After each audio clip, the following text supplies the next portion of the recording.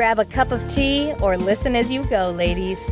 This is your hour with Dr. Zoe, your life and relationship coach, with encouragement, on-point insight, inspiring guests, health tips, and advice.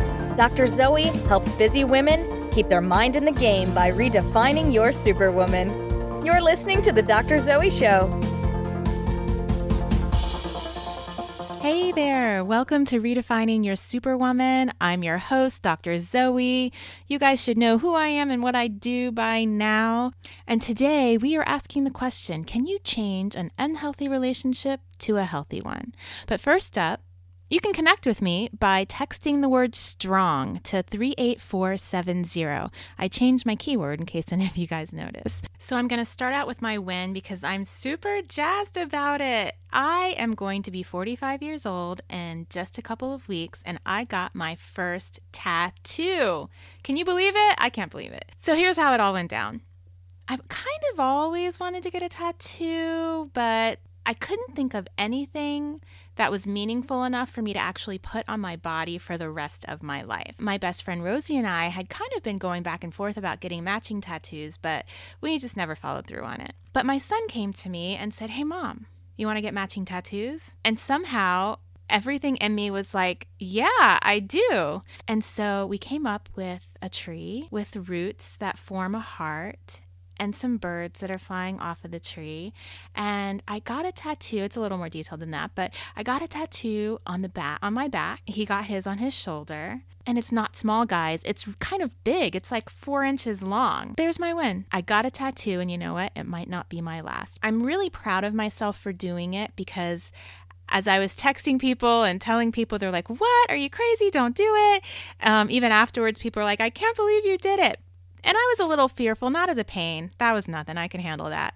I was fearful of judgment. And so me getting this tattoo, despite my fear of other people judging me, was a huge win for me. Okay, so for my fail, I'm one of those people that when I get grinding, like when I just put my head down and start working hard and it's the new year and I've got a lot of things I want to accomplish, I can sometimes just get tunnel vision.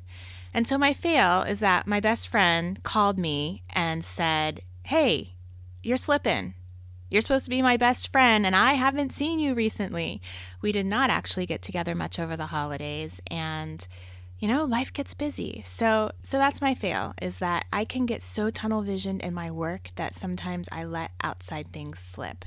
But my friends are a priority, and so I'm thankful that they will rein me back in when it's necessary. And we got some stuff scheduled out in the next couple months. We are definitely hanging out, so I am working on it. So on to the topic. Can you change an unhealthy relationship into a healthy relationship? So that, my dear friends, I would say is the question of the century. And the answer is, wait for it, yes and no. Wah, wah. I know, but before you get frustrated, the truth is probably what you already know. You can't change anyone, ever. No matter how much force, anger, love, sex, manipulation, you're not going to change anyone that doesn't want to change. But here's the other very real truth bomb, and this is where the hope lies. If you are in a relationship with someone and you can change yourself, the entire relationship changes. It is an inevitable and 100% reliable result of your own change. What often happens, though, is that few women actually stick with their own changes long enough to reap the benefits of the change to the relationship. So let me tell you why this works. It's the ripple effect on the pond. It's Newton's third law. For every action or force, there's an equal and opposite reaction. This doesn't just apply to natural physical things. This applies to all systems, even energetic ones. And why? Because your relationship is a system. Every relationship is a system. We're constantly reacting and responding with each other. So think about this. If you say hi to me, just the word hi, you've disrupted my process. You've activated a system between us, and you've created a response in me. Now, I can choose to ignore you, but that's a new behavior. I wasn't doing that before you said hi. And even ignoring takes effort. It takes processing and energy from my brain. So you've created a change in me just by saying hi. You never thought about how powerful the word hi could be, have you? So how do you apply that to your difficult relationship? You're the one listening to this podcast, not him. So yes, you're going to have to be the one to change. And I already know that you might feel hopeless, that anything will ever change in your relationship, but it can. And here's how. Change the routine. So listen, when we're unhappy in a relationship, we get into routines of unhappiness. We may mope around, we might look sad and annoying, we bicker, and sometimes we avoid each other. He goes into his cave, you sink into your Pinterest or reality TV. I'm totally stereotyping here. Sorry, not sorry. But it's easy to sink there. It's easy to stay there. But what happens if you change the routine? He'll respond. Try it. The next time you go about doing your normal routine, change it up and say nothing and see what happens. Now, I know what you're already thinking. Listen, Dr. Zoe, changing a routine is not going to fix my marriage. I got it. And yes, that's for sure.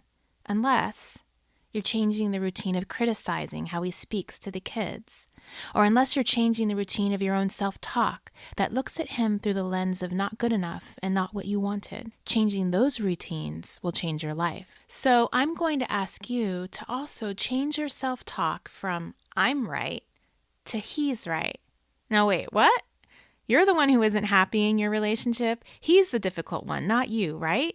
I get that.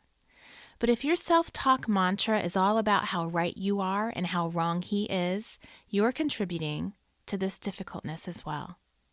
Statistically, think about it. There has to be at least a portion of the time that you're wrong.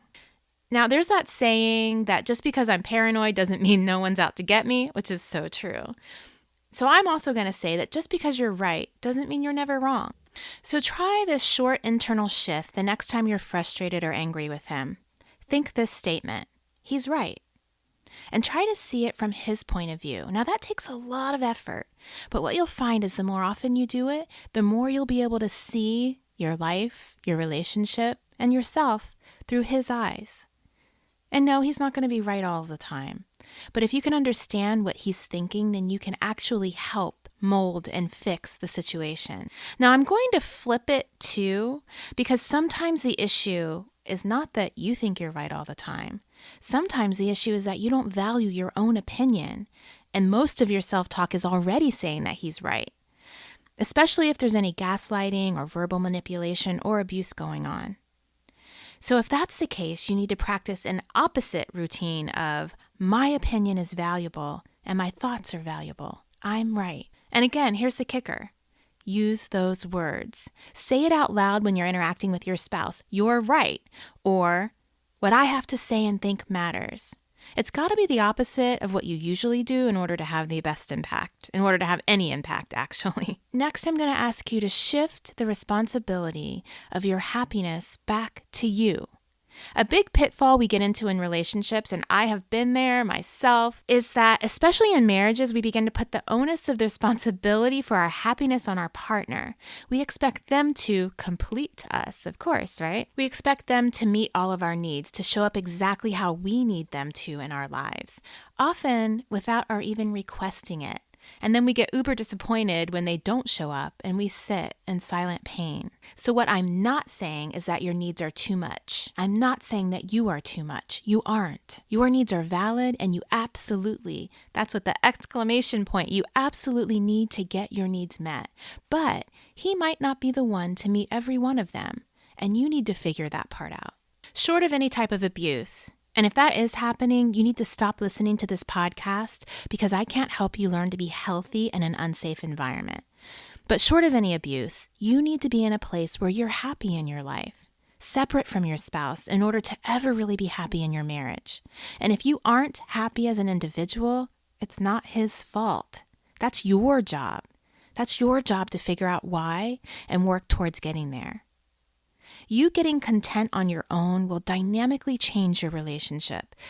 Because first, happy people are more attractive, but also happy people don't tolerate unhealthy boundaries, and happy people are also contagious. Now, I must mention that as you focus inward and as you start to work on finding your own happiness separate from the relationship, yes, the system will change. He will change. But sometimes the change will be for the worse initially. Because remember, the system always wants to be in the same place it was before. There's a striving for equilibrium. And so in order to do that, he might have to pull you down. And sometimes this is a conscious thing, and sometimes this is a subconscious thing. Like think about dieting sometimes. Couples will sometimes talk about how it feels like the other person is sabotaging their diet. Well, it may feel like your partner is sabotaging your happiness when you start to really work on going inside and finding it. But the good news is that if you stay strong, because this is where most women stop, they go, oh, this isn't working. Oh, this is making it worse. If you maintain, the system will rise to meet a new equilibrium. Because remember, the system always strives for equilibrium. If he can't pull you back down, he's going to have to rise up. It's just simple physics. So these tips are not exhaustive, but get started on these and give me some feedback. What changes do you see in your spouse? And if you want more on this topic, check out my article on the website, How to Work on Saving Your Marriage When You're Doing It Alone. The website, of course, is drzoeshaw.com. My goal is to help you stay strong in difficult relationships. Reach out if you need some help.